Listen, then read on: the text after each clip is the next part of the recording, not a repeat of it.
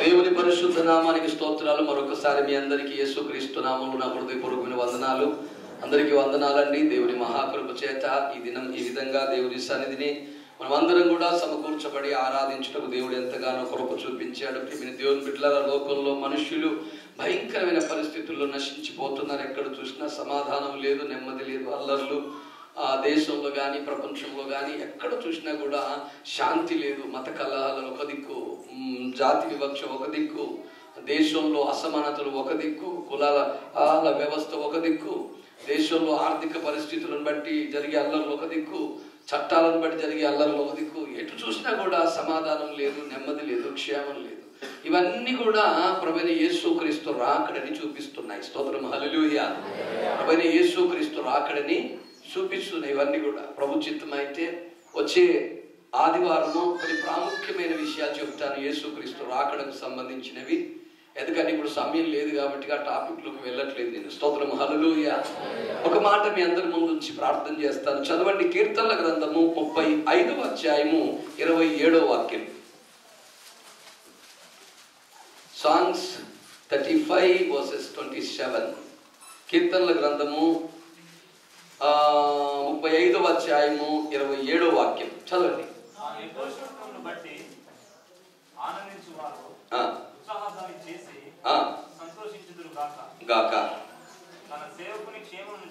తన సేవకుని క్షేమమును చూసి ఆనందించు యెహోవా గణపరచబడును గాక అని వారు నిత్యము పలుకుదురు. ప్రార్థన చేసుకుందాం. ప్రేమ కలిగిన మా తండ్రి, దయాళుడైన మా యేసు ప్రభువా, ఈ మాటల్ని మా వినికిడిలో ఆశీర్వదించండి. మంచి బోధకుడా రండి, నాతో మాతో మా అందరితో మాట్లాడండి. మీరు మాట్లాడితే ఈ లోకంలో మా జీవితాలు నిలబడతాయి, బ్రతుకుతాయి, బలపడతాయి. మీరు మాట్లాడండి, మీ నామాన్ని మహింపరచుకోండి. వాక్యము నీది, ప్రజలు నీవారు, బలపరిచే దేవుడవు నీవు. సహాయం చేయమని నన్ను నీ ప్రజల్ని వాక్యాన్ని మీ దయగల హస్తాలకు అప్పగించుకుంటూ యేసు నామములో అడుగుచున్నాము తండ్రి, ఆమేన్. మంచిది బిడ్డ, మరొకసారి చదవండి.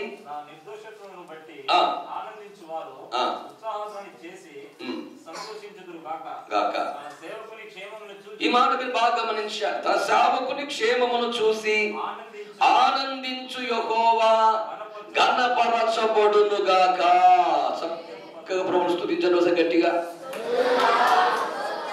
ఏమని రాయబడింది అంటే, తన సేవకుని క్షేమమును చూసి ఆనందించు యెహోవా. దేవుడు ఎవరట? దేవుడు ఎవరట? చెప్పాలి. ఎంత అద్భుతమైన మాట ఇది. తన సేవకుని క్షేమమును చూచి ఆనందించు యెహోవా. ఆయన ఎవరట? తన సేవకుని క్షేమాన్ని చూసి ఆనందించే దేవుడు. మన దేవుడు ఎవరు అంటే తన సేవకుని క్షేమాన్ని చూసినప్పుడట ఆనందిస్తారట ఆయన. స్తోత్రం, హల్లెలూయా. ఏం చేస్తారండి? ఆనందించే దేవుడట. ఈ మాటలు కాస్త మనస్సు పెట్టి వినే ప్రయత్నం చేయండి. చక్కని మాటలు చెప్పి నేను తొందరగా ప్రార్థన చేస్తాను మీ కొరకు. తన సేవకుడు క్షేమంగా ఉండాలి. తన బిడ్డలు, తన ప్రజలు, తన పేరు పెట్టబడిన జనాంగము, హల్లెలూయా, ఎలా ఉండాలంట? వారు క్షేమముగా ఉండాలి. బైబిల్లో ఉంది, వారు ఎంతో సొగసుగా ఉన్నారు, వారెంతో క్షేమముగా ఉన్నారు. స్తోత్రం చెప్తారా? వారు క్షేమముగా ఉండాలి, వారు సొగసైన వారిగా ఉండాలట. తన ప్రజలు ఎండిపోయి, తన ప్రజలు నిరాశల పాలైపోయి, తన ప్రజలు నిస్సత్తువ గల వారిగా మారిపోయి, తన ప్రజలు బలహీనులుగా మారిపోయి, తన ప్రజలు ఈ లోకములో తృణీకరించబడి ఎటు చూసినా క్షేమం అనేది లేని వారిగా ఉండుట దేవుడి చిత్తము కాదు. స్తోత్రం చెప్పండి. అలా ఉంటే దేవుడు బాధపడతాడు, సంతోషపడేవాడు కాదు. తన సేవకుడు, తన ప్రజలు, తన బిడ్డలు, తన పేరు పెట్టబడిన జనాంగమట క్షేమంగా ఉన్నప్పుడు ప్రభు ఆనందిస్తారంట. వారి క్షేమాన్ని చూసి, వారి క్షేమాన్ని చూసి ఏం చేస్తారండి?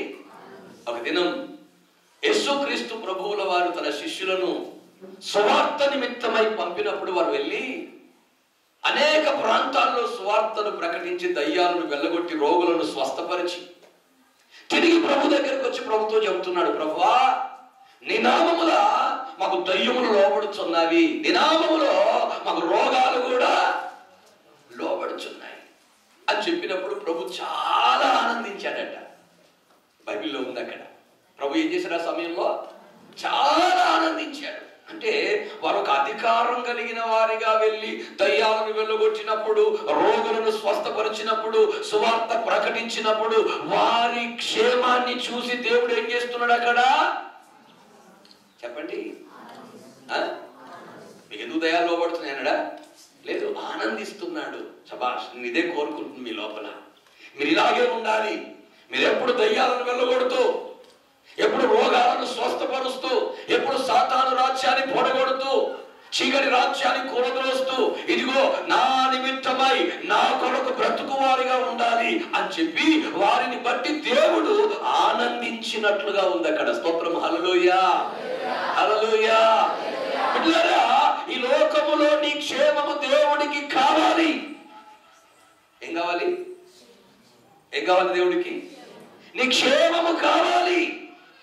నీ క్షేమాన్ని చూసినప్పుడు ఆనందపడతాడు. నువ్వు నిరాశల పాలైనప్పుడు బాధపడతాడు. మీకు తెలుసా, యేసు ప్రభుల వారు ఒకసారి ఆ బెతనియా గ్రామంలో ఉన్న మార్తా మరియ వాళ్ళ ఇంటికి వచ్చాడు. ఎక్కడికి వచ్చాడండి? మార్తా మరియ వాళ్ళ ఇంటికి వచ్చాడు. అప్పటికి మార్తం వచ్చి ఏడుస్తా ప్రభుతో చెప్తా ఉంది, అయ్యా నువ్వు కనుక ఉన్నట్టయితే మా తమ్ముడు చచ్చిపోయేవాడు కాదయ్యా. కాసేపటికి మరియ కూడా వచ్చి పాదాల మీద పడి ఏడుస్తా ఉంది. అప్పుడు ప్రభు కూడా ఏం చేశాడట? చెప్పండి, కొంచెం మాట్లాడండి, కొంచెం స్వరం ఎత్తండిరా. ఎందుకు ఏడ్చాడు? ఆ ఇల్లు క్షేమంగా లేదు, దుఃఖంతో ఉంది.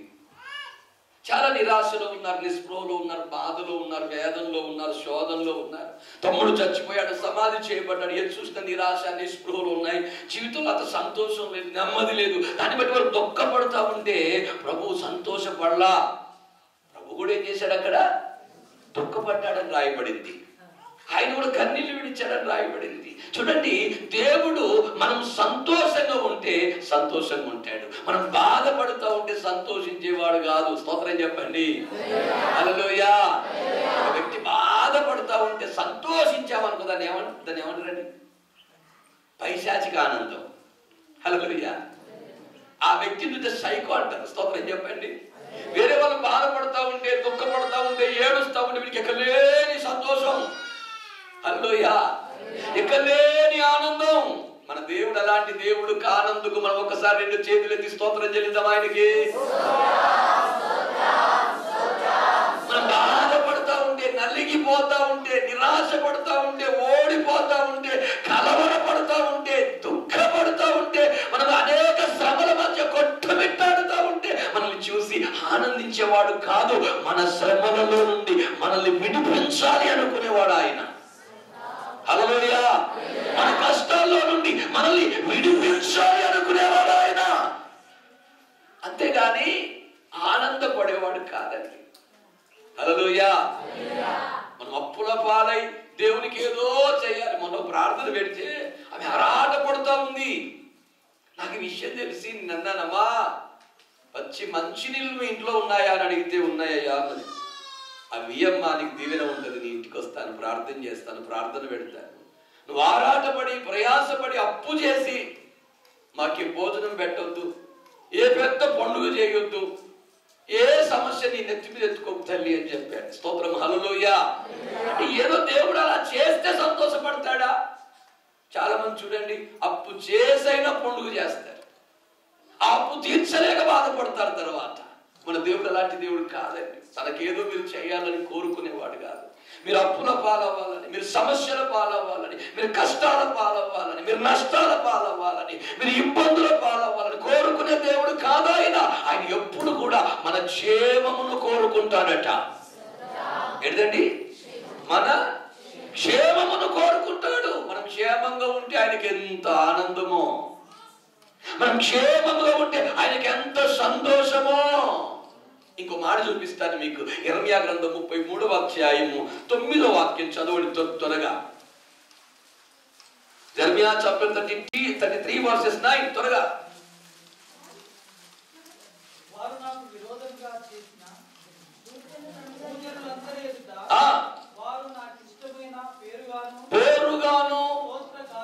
చూసారా ఈ భూమి మీద ఉన్న ప్రజలందరి ఎదుటనట మనము ఆయనకు చెప్పండి ఇష్టమైన పేరుగాను, స్తోత్ర కారణముగాను, ఘనతాస్పదముగాను ఉందుము. స్తోత్రం చెప్పండి. మనం ఈ లోకంలో దేవునికి ఎలా ఉండాలట?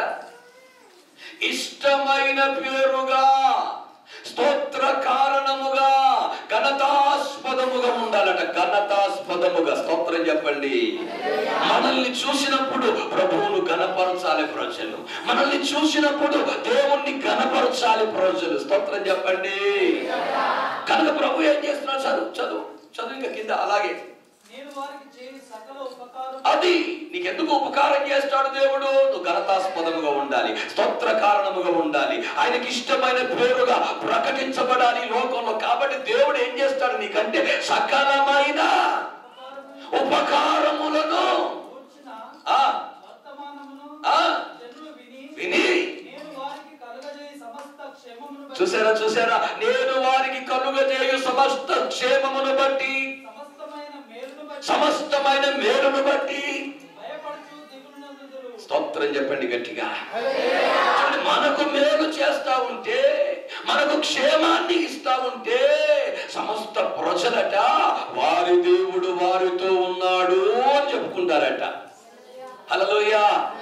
మనకు కలుగు ఘనతను బట్టి, మనకు కలుగు క్షేమాన్ని బట్టి, మనకు కలుగు సమస్తమైన ఉపకారములను బట్టి అట లోకంలో ఉన్న ప్రజలు అనుకుంటారని. ఇదిగో వారి ప్రజలు చూడేలా ఉన్నారు, ఆ బిడ్డలు చూడేలా ఉన్నారు, వారి జీవితం చూడని దీవెనకరంగా ఉందో, వారి కుటుంబంలో ఎంత ఆశీర్వాదకరంగా ఉందో, వారు చూడండి ఎంత సొగసుగా ఉన్నారో. వారి దేవుడు వారికి ఉపకారాలు చేస్తున్నాడు, వారి దేవుడు వారికి మేలు చేస్తున్నాడు, వారి దేవుడు వారికి క్షేమాన్ని ఇస్తున్నాడు.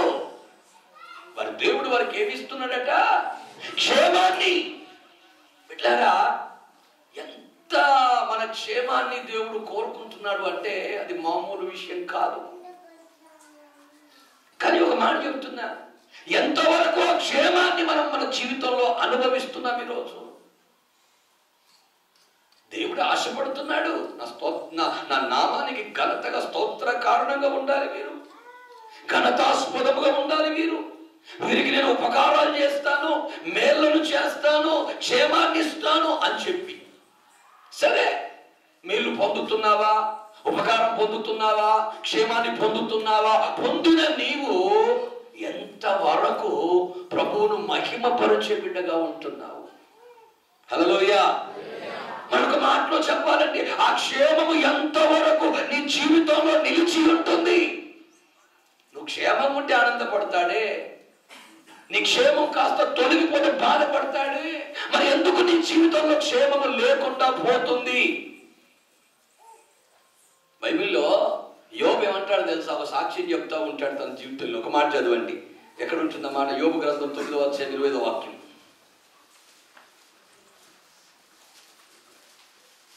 త్వరగా. యోబు గ్రంథము 9:25. చదువు.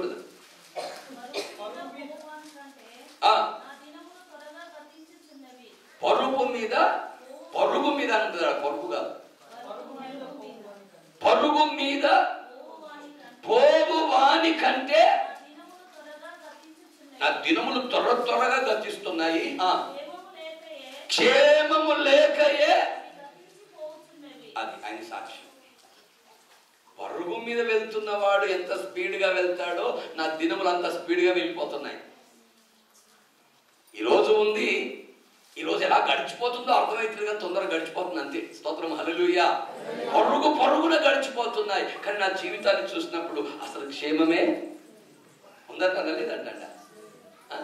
క్షేమమే లేదు, నా క్షేమం లేదు, సమాధానం లేదు, నా జీవితం ఆరోగ్యంగా లేదు, ఆశీర్వాదకరంగా లేదు, నా జీవితం మహిమకరంగా లేదు, నా బ్రతుకు దీవెనకరంగా లేదు. ఎందుకు లేకుండా పోతుంది? దేవుడు నీ క్షేమాన్ని చూసి ఆనందించేవాడు కదా, మరి నీలో క్షేమం ఎందుకు ఉండలేదు?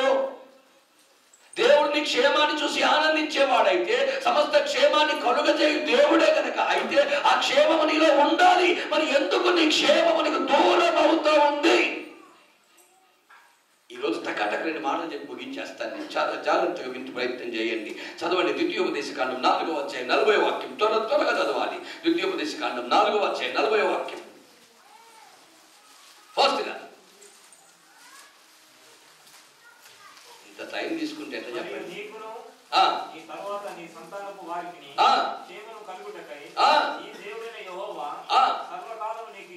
దేశంలో నీవు దీర్ఘాయుష్మంతుడు ఉన్నట్లు నేడు నీవు నీకు ఆజ్ఞాపించి ఆయన కట్టడలను నీవు గైకొనవలెను. ఆజ్ఞలను కట్టడలను గైకొనాలి. నువ్వు క్షేమంగా ఉండాలి అన్నా, నువ్వు దీర్ఘాయుష్మంతుడవై ఉండాలి అన్నా, నీ దేశంలో, నీ గ్రామంలో, నీ స్థలములో, నీ సంఘములో నీవు క్షేమం కలిగి దీర్ఘాయుష్మంతుడిగా ఉండాలి అంటే నువ్వేం చేయాలట?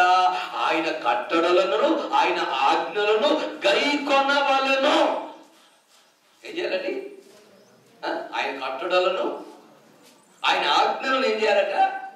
గైకొనవలెను. స్తోత్రం చెప్పండి. ఇంకా ఇదే మాట క్లారిటీ కొరకు చెప్తాను. యెహోషువ గ్రంథం 1వ అధ్యాయం 7వ వాక్యం చదవండి. ఇంకొంచెం క్లారిటీ కావాలి మీకు ఈ మాట. జాగ్రత్త పడి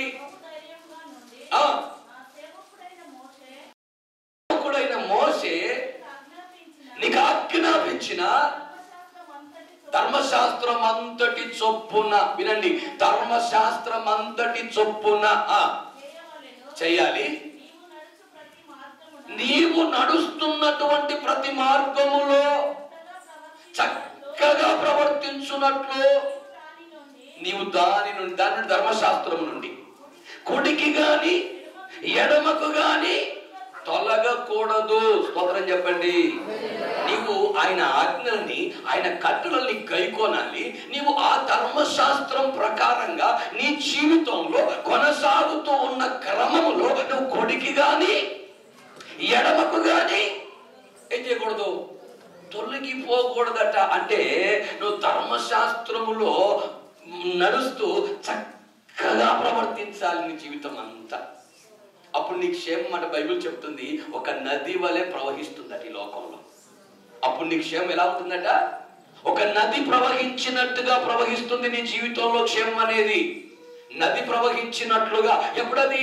నీవు ఆయన ధర్మశాస్త్రాన్ని, ఆయన కట్టడల్ని గైకొని ఆ ధర్మశాస్త్ర ప్రకారంగా చక్కగా ప్రవర్తిస్తూ కుడికి గాని ఎడమకి గాని, ఏంటండి, కుడికి గాని ఎడమకు గాని, ఇడు తొలగద్దు, ఇడు తొలగద్దు. మనం నడిచిపోతా ఉన్నాం, దేవుని వాక్య ప్రకారంగా నడుస్తూ ఉన్నాం, ఇలా నడుస్తూ ఉన్నాం. ఈ నడుస్తున్న మనకి లోకము ఇలా పిలిచినప్పుడు ఇలా కుడికి గాని ఇటు పిలిచినప్పుడు ఎడమకు గాని తిరగకూడదట. నీ క్షేమము నీకు ఉండాలి అంటే, హల్లెలూయా, నీ క్షేమము నీవు అనుభవించాలి అంటే, నీ క్షేమము ఒక నది వలె ప్రవహించాలి అంటే నువ్వు చేయాల్సింది ఏంటి తెలుసా? ధర్మశాస్త్ర ప్రకారంగా నీ జీవితాన్ని కట్టుకోవాలి. కుడికి గాని ఎడమకు గాని. స్తోత్రం చెప్పండి. అసలు కొంతమందికి అసలు వాక్యమే జ్ఞాపకం ఉండదు.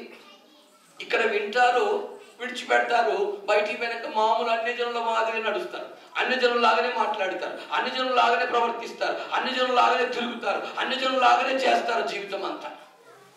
వారికి ఎలా ఉంటుంది క్షేమం? మా ఇంట్లో సమస్యలు ఉన్నాయండి, మా ఇంట్లో కష్టాలు ఉన్నాయండి, మా ఇంట్లో దయ్యాలు ఉన్నాయండి. ఎందుకు వస్తాయి నీకు దయ్యాలు? హల్లెలూయా. మన చర్చిలో ఒక సహోదరికి దయ్యం వస్తే ఆమెను 8 సంవత్సరాలు వేసుకుంటూ ఉన్నాం. 8 సంవత్సరాల విశ్వాసం, దయ్యం ఎందుకు వస్తుంది?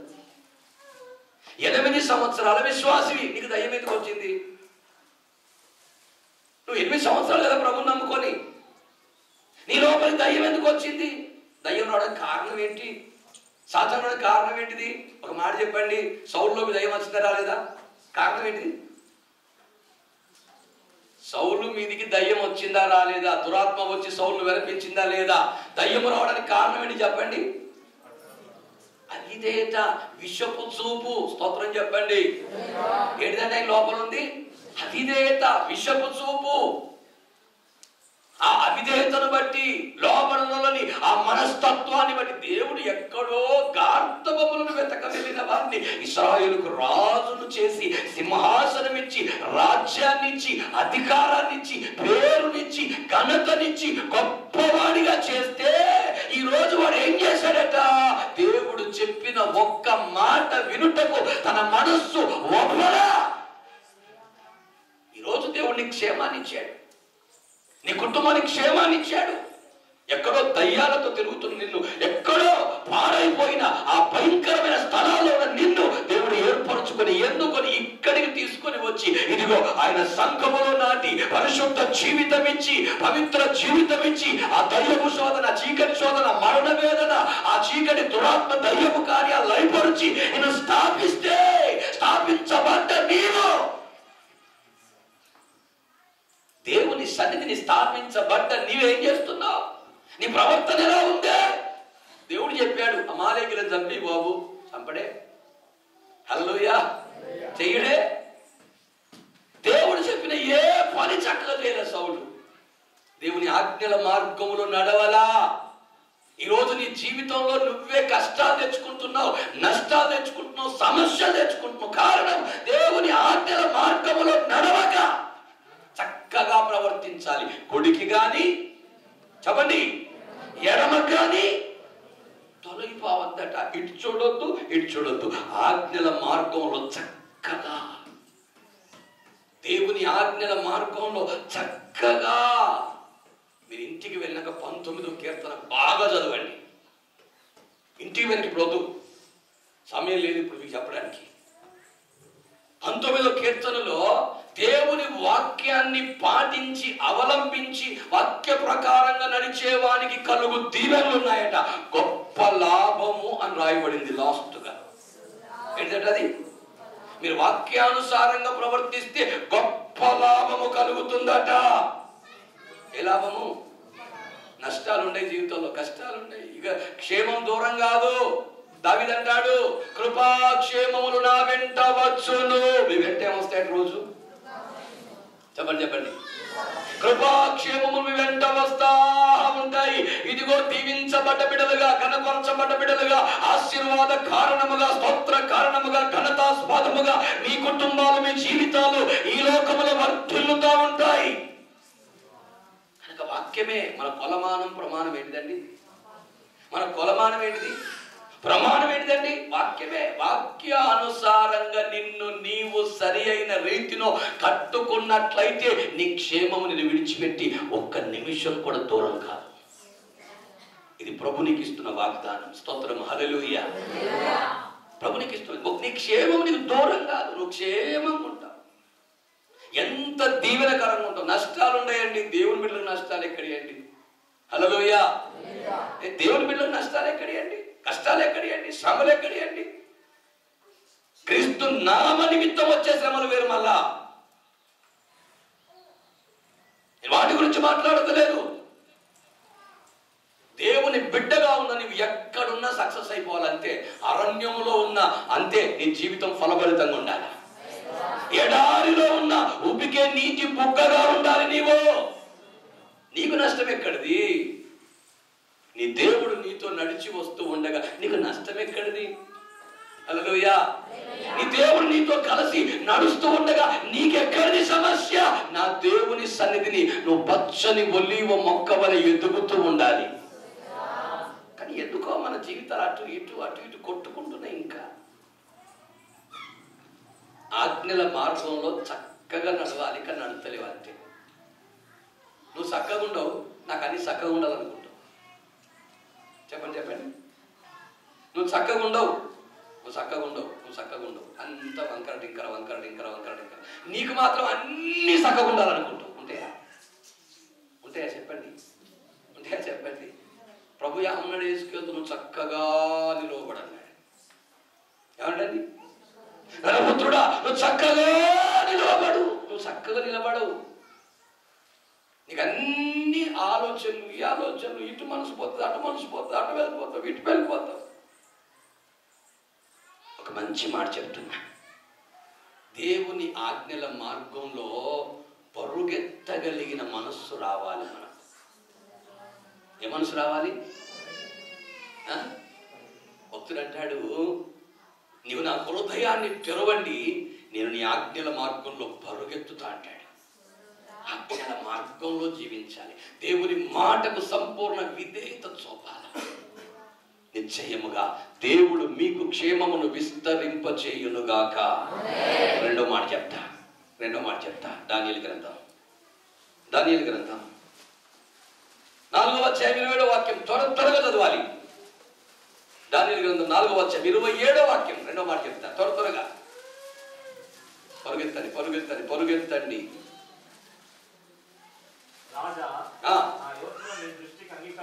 రాజా నా యోచన నీ దృష్టికి అంగీకారములగును గాక.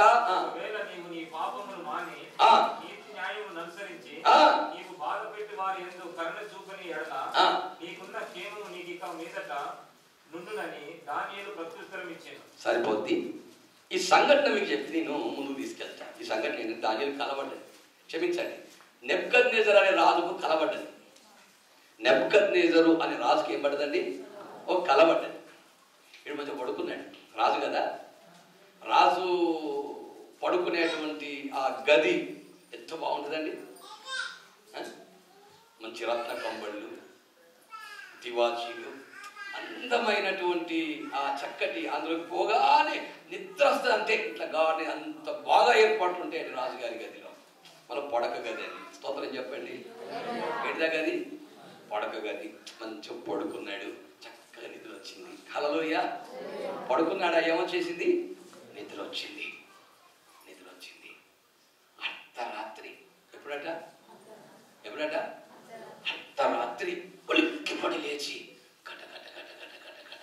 వణికిపోతాడు. అమ్మా, ఎవరికి అనుభవం ఉంది? అర్ధరాత్రి ఉలిక్కిపడి లేచి భయపడుతూ కూర్చున్న సందర్భాలు ఎంతమందికి ఉన్నాయి చెప్పాలి?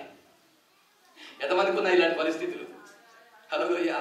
ఇక నిద్ర పడతలేదు, కళ్ళు మూసుకున్నా నిద్ర రావట్లేదు. ఆ కళ్ళ ముందు కల కనబడుతుంది, కళ్ళు మూసుకున్నా కళ కనబడుతుంది, కళ్ళు తెరిచినా కళ కనబడుతుంది. ఏం చేద్దామన్నా పాల్పోవట్లేదు. భయం ఆవరించింది. కళ ఏంటిది? అందరిని పిలిచి చెప్తున్నాడు, అయ్యా రాత్రి కలబడ్డది, నా కాళ్ళు రెక్కలు గడగడ వణికిపోతున్నాయి. కళ ఏంటో తెలుసా? నేను చూస్తుండగా ఒక చెట్టు బ్రహ్మాండమైనదిగా మారిపోయింది. చెట్టు ఎలా మారిపోయింది చెప్పండి. బ్రహ్మాండమైన చెట్టుగా మారిపోయింది. చాలా విశాలముగా, ఏపుగా, ఉన్నతముగా పెరిగిందన్న చెట్టు. ఆయన కళ్ళు ఎక్కడ చెప్పండి తల్లి? ఎలా పెరిగిందా చెట్టు? బ్రహ్మాండంగా, ఏపుగా, చాలా పెద్దగా పెరిగిపోయింది చెట్టు. దాని కొమ్మలు విశాలంగా మారిపోయినాయి. ఆకాశ పక్షులన్నీ వచ్చి ఆ కొమ్మల మీద నివాసం ఉంటున్నాయి. భూమి మీద ఉన్న మృగాలు ఆ చెట్టు నీడను నివసిస్తున్నాయి. దేవుడట ఆ చెట్టును ఎంతగా అంటే అరణ్యములో ఏ చెట్టుకు లేనంతటి బ్రహ్మాండమైన గొప్ప ఘనతను కలుగజేశాడు. అది విస్తారమైన చెట్టై మహావృక్షంగా మారిపోయిందట. హల్లెలూయా. దేవుడిని ఆశీర్వదించాడు. అది మహావృక్షంగా మారిపోయింది. చూస్తే మామూలుగా లేదు. దాని హైటు ఏ చెట్టు లేదు, దాని వెడల్పు ఏ చెట్టుకు లేదు, దాని కొమ్మలు ఏ చెట్టుకు లేనని కొమ్మలు ఉన్నాయండి దానికి. ఒక్కొక్క కొమ్మ కిలోమీటర్లు వ్యాపించింది. హల్లెలూయా. ఈ చెట్టును ఢీ కొట్టగలిగిన చెట్టు గాని, ఈ చెట్టుకు ఎదురుగా నిలవగలిగిన చెట్టు గాని, ఈ చెట్టును ఏది ఆ తలదన్నే చెట్టు ఏది లేదు, కనబడతలేదు అసలే. ఆ బ్రహ్మాండంగా ఉన్నది. ఆ చెట్టు ఎవరు అనుకుంటున్నారు? నెబుకద్నెజరే. హల్లెలూయా. చెప్పండి గట్టిగా. ఎక్కడో ఉన్న నెబుకద్నెజరుని దేవుడు ఏర్పరచుకొని కనపరిచి దీవించి అతను ఎక్కడికెళ్తే అక్కడ విజయాలిచ్చి, అనేక చోట్ల అతని కొమ్మును పైకెత్తి కనపరిచి యుద్ధాలలో విజయాలిచ్చి అతని ఎంతో ఉన్నతమైన స్థితికి తీసుకొని వచ్చాడు. హల్లెలూయా. హల్లెలూయా. స్థితికి తీసుకొని వచ్చాడు. ఆ చెట్టు చూస్తే చాలా పెద్దగా బ్రహ్మాండంగా ఉందట. జరిగిన సంగతి ఏంటంటే ఆ చెట్టు అలా ఓ వైభవంగా ఉన్నప్పుడు జాగరూకుడైన ఒక దూత వచ్చేసి ఒక ప్రకటన చేయగానే ఆ చెట్టు ముక్కలు ముక్కలైపోయిందండి. దాని మీద ఆకాశ పక్షులు ఎగిరిపోయాయి. దాని నీడను వచ్చిన ఆ మృగాలన్నీ పారిపోయాయి. ఆ చెట్టు కొమ్మలన్నీ విరిగిపోయాయి. ఎత్తైన ఆ చెట్టు ముక్కలు ముక్కలు ముక్కలు ముక్కలు అవుతా దాని మొదలు దాని కాండం ఏదైతే ఉందో అది అరణ్యములో పడిపోయి మంచుకు తడుస్తూ ఎండకు ఎండుతూ భయంకరమైన స్థితిలోకి మారిపోయింది. నిన్న మొన్నటి వరకు అది వృక్ష రాజను. నిన్న మొన్నటి వరకు దాన్ని పోలిన వృక్షం లేదు. నిన్న మొన్నటి వరకు ఆ వృక్షం అరణ్యానికి అడవికే రాజుగా ఉంది. కానీ ఇప్పుడు ఏమైపోయింది తెలుసా? మొత్తం నరకబడి కొమ్మలు బ్రాంచ్ అన్ని ఇరిగిపోయి ఆ చెట్టు ముక్కలు ముక్కలైపోయి ఆ చెట్టట కాండం మాత్రమే మిగిలి అది మంచుకు తడుస్తా ఎండకు ఎండుతా వర్షం తడుస్తా గట్టి మలచి భయంకరంగా తయారైపోతుంది. చూసేవాళ్ళు అనుకుంటున్నారు ఎంత బ్రహ్మాండమైన చెట్టు ఎంత భయంకరంగా మారిపోయింది. ఎందుకు మారిపోయింది? అది ఒకప్పుడు నీ స్థితి బ్రహ్మాండమైనది. ఈరోజు నీ స్థితి ఇలా ఎందుకు మారిపోయింది? నెబుకద్నెజర్, నేను దేవుడే కదా ఏర్పరచుకున్నది. తీసుకుని వచ్చి ప్రతి చోట నీకు జయాన్నిచ్చింది దేవుడు కాదా? నువ్వు నిలిచిన ప్రతి చోట యుద్ధములలో నీ తలను పైకెత్తింది దేవుడు కాదా? దేవుడే. కానీ ఈ నెబుకద్నెజర్ చేసిన ఒక భయంకరమైన తప్పిదం మీకు చెప్తాను. హల్లెలూయా. ఏంటో తెలుసా? దురాయాన అనే మైదానంలో ఒక చాలా పెద్ద ప్రతిమ నిలబెట్టాడు. ఆ ప్రతిమ ఎంత ఎత్తున్నదంటే చాలా ఎత్తున్నది, చాలా వెడల్పు, బంగారం చాలా బాగా తయారు చేయించాడు. ఆ ప్రతిమ వారి గర్వాన్ని, వారి అహంకారాన్ని, వారి లోపల ఉన్నటువంటి దాన్ని ఏమంటారండి అహాన్ని చూపిస్తూ ప్రకటన చేశాడు దేశంలో. ఈ ప్రతిమకు ప్రతివాడు సాగిలపడాలి, సాగిల పడకపోతే ఇదిగో అగ్నిగుండం ఉంది అక్కడ, దాంట్లో పడవేస్తానని. అందరూ వస్తున్నారు, సాగిల పడుతున్న వెళ్తున్నారు, సాగిల పడుతూ వెళ్తున్నారు. ఒకరు సాగిల పడతలేరు. వాళ్ళ పేరు మీకు తెలుసు. ఏం పేరండి? గట్టి చెప్పండి బిగ్గరగా. శద్రకు, మెషకు, అబేద్నెగో. వీళ్ళతో అన్నాడు, ఏయ్ బాబు, నేను నిలబెట్టే ప్రతిమను. ఎవరు? నేను నిలబెట్టే ప్రతిమ. సాగిలపడండి, మ్రొక్కండి, లోబడండి. వీళ్ళు అన్నారు, రాజా ఏమనుకోవద్దు, నువ్వు ఏ పని చెప్పినా చేస్తాం, కానీ మేము మాత్రం ఆ బొమ్మకు సాగిలపడం మా వల్ల కాని పని. మా దేవుడు జీవం గల దేవుడు. వీళ్ళు ఏమంటున్నారు? మా దేవుడు జీవం కలిగిన దేవుడు, మా దేవుడు సజీవుడైన దేవుడు, మా దేవుడు రాయి కాదు. లేదు, నేను నిలబెట్టినా. మీరు ఒకవేళ గనక ఇప్పుడు నేను చెప్పిన వెంటనే దానికి సాగిల పడితేరా మంచిది, లేకపోతే ఆ మండుతున్న అగ్నిగుండంలో వేస్తాను. నా చేతి నుంచి మిమ్మల్ని విడిపించగలిగిన దేవుడు ఎక్కడ ఉన్నాడో చూస్తా. మీరు దేవుడు దేవుడు దేవుడు దేవుడు అని మాట్లాడతారు కదా, నా చేతుల్లో నుంచి ఎవరు ఏ దేవుడు విడిపిస్తాడో చూస్తా అన్నాడు. హల్లెలూయా. అనొచ్చునా ఎవరు విడిపిస్తాడో చూస్తా అన్నాడు. వాళ్ళు సరే మంచిది, సత్య చచ్చిపోతాం, దేవుడు రక్షిస్తే కాపాడబడతాం, లేకపోతే ఏం చేస్తాం, కాలిబుడిది అయిపోతాం, ఏం తీసుకోగా అన్నారు. వాళ్ళు వేశారు, వాళ్ళకేం కాలేదు, వాళ్ళకి ఏ అపాయం కలదా, వాళ్ళు కాపాడబడ్డారు. సరే, అసలు విషయం ఏంటిది? ఇప్పుడు ఆ వాక్యం చదవాలి మీరు. ఇప్పుడు ఆ వాక్యం చదవాలి. అక్కడ ఏముంది? ఇప్పుడు ఆ వాక్యం చదవాలి. దానిలో గ్రంథం మీరు వేయబడుదురు 4:27. దానిలో గ్రంథం 4:27. ఇప్పుడు వాక్యం మళ్ళీ చదవాలి. ఇప్పుడు చదివిన వాక్యాన్ని మళ్ళీ చదవండి. 4:27.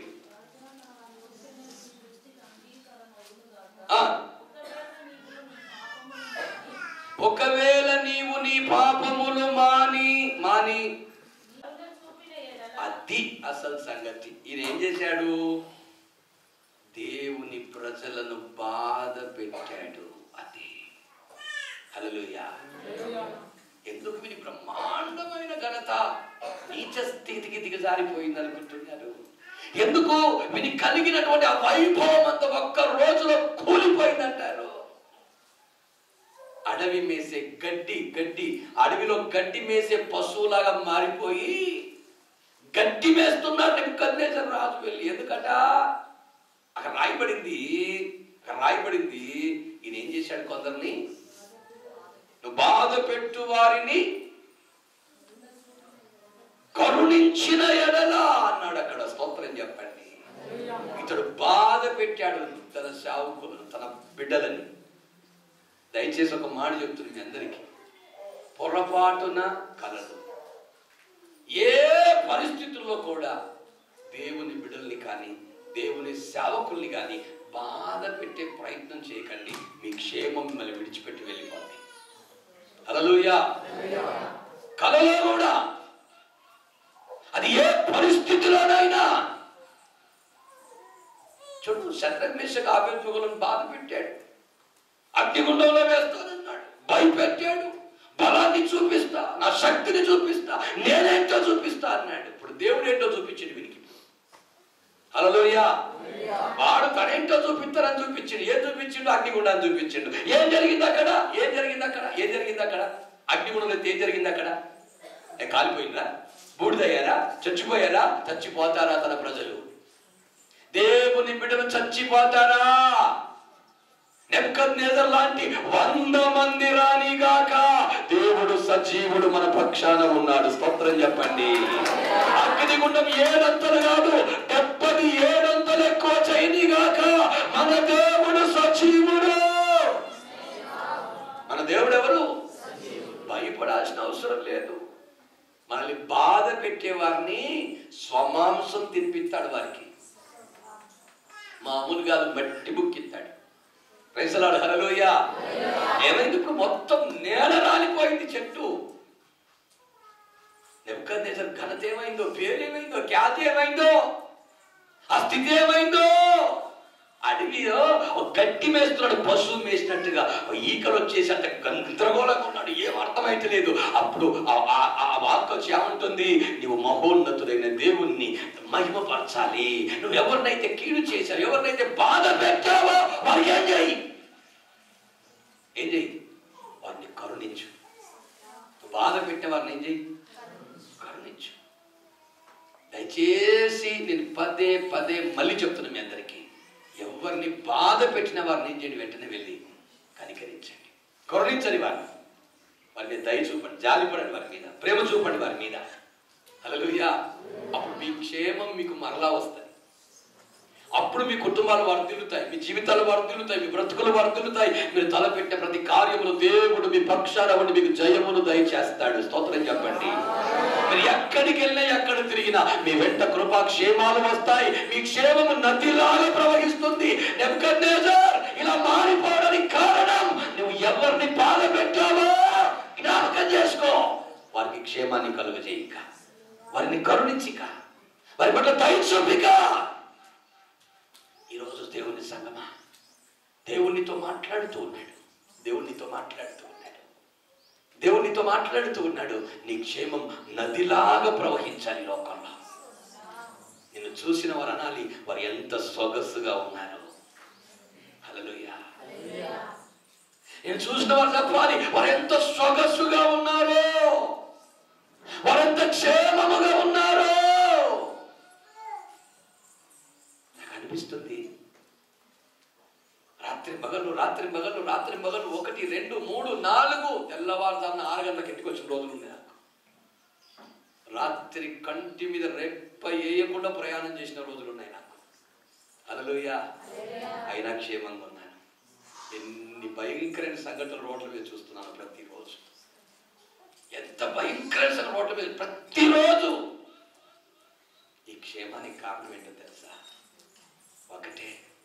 ఒకటే, దేవుని సన్నిధిలో ఎవరిని బాధ పెట్టక, కష్టపెట్టక, అందరి పట్ల దయగలిగిన మనస్సు.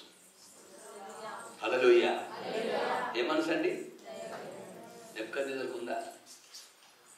ఆ ప్రభావాన్ని, ఘనతను, పేరును నాకు భయపడరా. ఎందుకండి భయపడి? ఎవరితో భయపడితే భయపడకపోతే.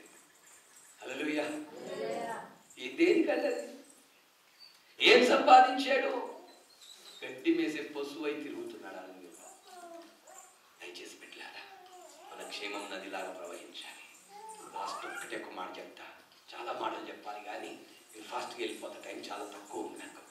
చదవండి ఆ ఎస్తేరు గ్రంథంలో 8వ అధ్యాయం 16వ వాక్యం. ఈ ఒక్క మాట చెప్పి ముగించేస్తే, ఎస్తేరు గ్రంథం 8వ అధ్యాయం 16వ వాక్యం. త్వరగా.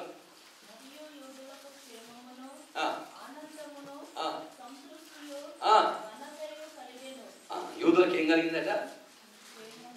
మీరు చెప్పండి సార్ అందరూ. యూదులందరికీ ఏం కలిగింది? క్షేమమును, ఘనతయు, సంతుష్టియు, ఇంకా క్షేమము, ఆనందము, సంతుష్టి, ఘనత యూదులకు కలిగిందట. యూదులు అంటే ఎవరండి? యూదులు అంటే ఎవరండి? ఇశ్రాయేలు ప్రజలు, దేవుని బిడ్డలు, ఆత్మ సంబంధమైనటువంటి ప్రజలు, లేకపోతే సంఘము. స్తోత్రం చెప్పండి. మనమే అనుకుందాం, మనమే. మనకట ఈ లోకంలో ఏం కలగాలి? క్షేమం. రెండోది ఏంటిది? ఆనందం. మనకేముండాలి? మన ఇంట్లో మన ఇంట్లో ఏముండాలి? ఆనందం. తర్వాత ఏముండాలి? సంతుష్టి. సంతుష్టి అంటే సంతృప్తి. తృప్తిగా ఉండాలి ఇంట్లో మనం. ఎలా ఉండాలి? తృప్తిగా ఉండాలి. నాలుగోది ఏంటిది? ఘనత. ఇది మనకు ఉండాల్సిన స్థితి కదా.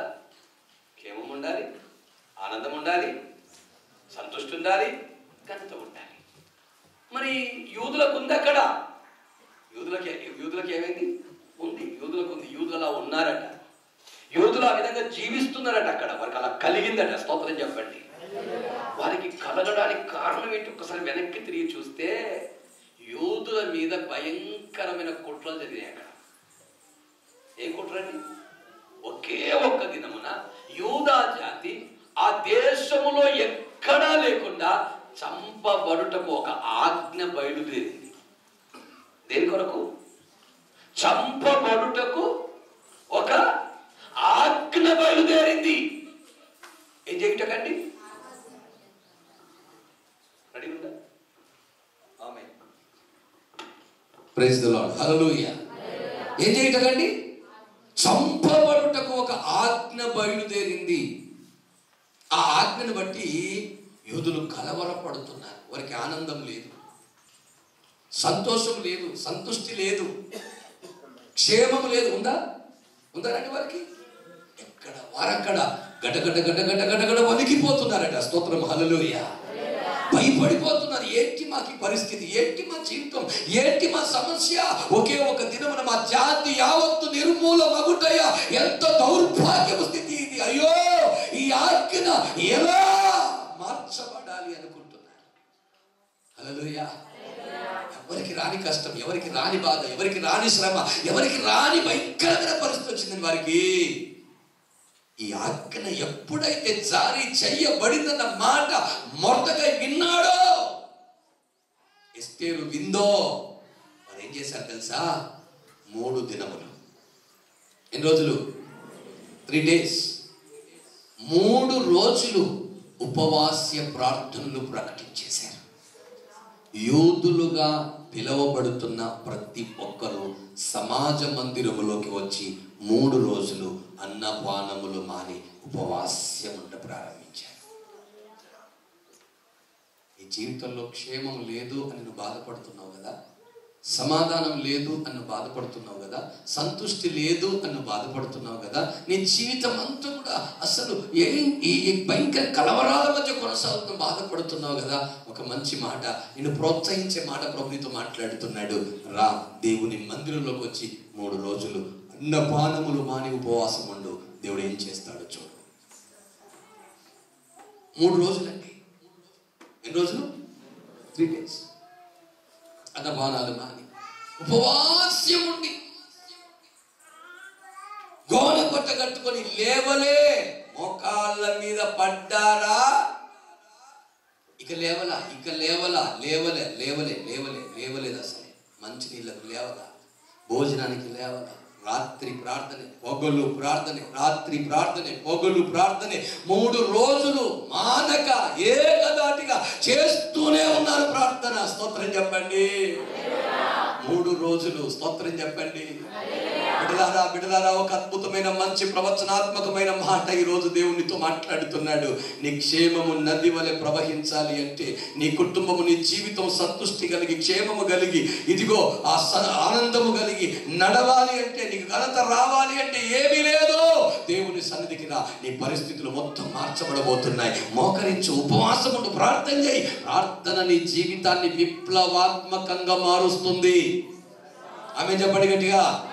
ప్రార్థన నీ జీవితాన్ని విప్లవాత్మకంగా మారుస్తుంది. ప్రార్థన నీ బ్రతుకులో ఒక ఉన్నతమైన ఘనమైన కార్యాలు చేస్తుంది. మీరు ఏమి చేయట్లా, రికమెండేషన్స్ కానీ అక్కడికి వెళ్ళి ఇక్కడికి వెళ్ళి ఇటు మార్చి అటు మార్చి ఈ ప్రయత్నం ఆ ప్రయత్నం, ఏ ప్రయత్నం లేదు.